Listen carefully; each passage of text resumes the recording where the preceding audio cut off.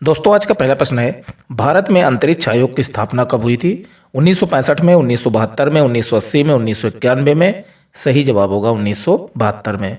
तो याद रखेंगे, भारत में अंतरिक्ष आयोग की स्थापना कब हुई थी? 1972 में हुई थी।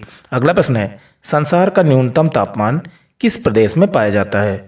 मरुस्थल प्रदेश, मानसूनी प्रदेश, टुंडा प्रदेश, समशीतोष्ण प्रदेश? सही जवाब होगा टुंडा प्रदेश में। तो याद रखेंगे, संसार का न्यूनतम तापमान किस प्रदेश में पाया जाता है? टुंडा प्रदेश में पाया जाता है। अगला प्रश्न है, उत्तरी अमेरिका के ग्रीनलैंड क्षेत्र के मूल निवासी क्या कहलाते हैं? Red Indian, Eskimo, Mongol, Bantu? सही जवाब होगा एस्कीमो। तो याद रखेंगे, उत्तरी अमेरिका ग्रीनलैंड क्षेत्र के मूल निवासी क्या कहलाते हैं? एस्कीमो कहलाते हैं। अगला प्रश्न है, समान लवणता को जोड़ने वाली रेखा को क्या कहते हैं?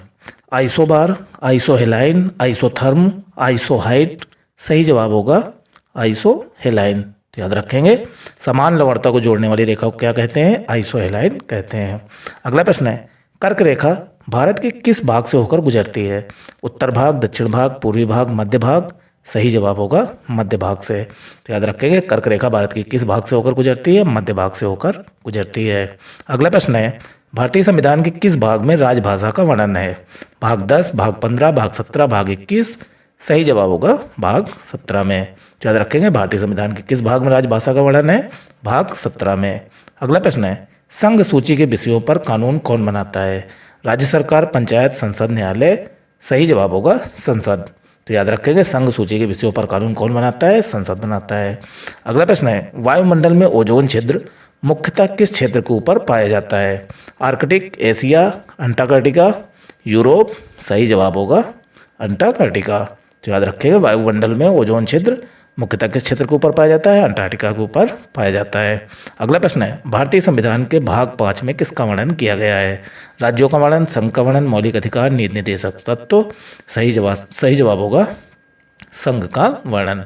तो याद रखेंगे, भारतीय संविधान के भाग 5 में किसका वर्णन किया गया है? संघ का वर्णन किया गया है।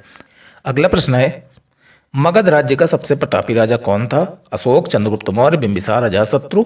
सही जवाब होगा चंद्रगुप्त मौर्य। तो याद रखिएगा, मगध राज्य का सबसे प्रतापी राजा कौन था? चंद्रगुप्त मौर्य था। अगला प्रश्न है, पृथ्वी 1 घंटे में कितने देशांतर घूमती है? 10 डिग्री, 12 डिग्री, 15 डिग्री, 20 डिग्री? सही जवाब होगा 15 डिग्री। तो याद रखेंगे, पृथ्वी 1 घंटे में कितने देशांतर घूमती है? 15 डिग्री घूमती है। अगला प्रश्न है, भारतीय अंतरिक्ष अनुसंधान संगठन इसरो का गठन कब हुआ था? 1965 ईस्वी, 1969 ईस्वी, 1975 ईस्वी, 1984 ईस्वी? सही जवाब होगा 1969 ईस्वी। तो याद रखेंगे, इसरो का गठन कब हुआ था? 1969 में हुआ था। अगला प्रश्न है, अस्थायी चुंबक किस धातु से बनाया जाता है? इस्पात, तांबा, मृदु लोहा, एल्युमिनियम? सही जवाब होगा मृदु लोहा से।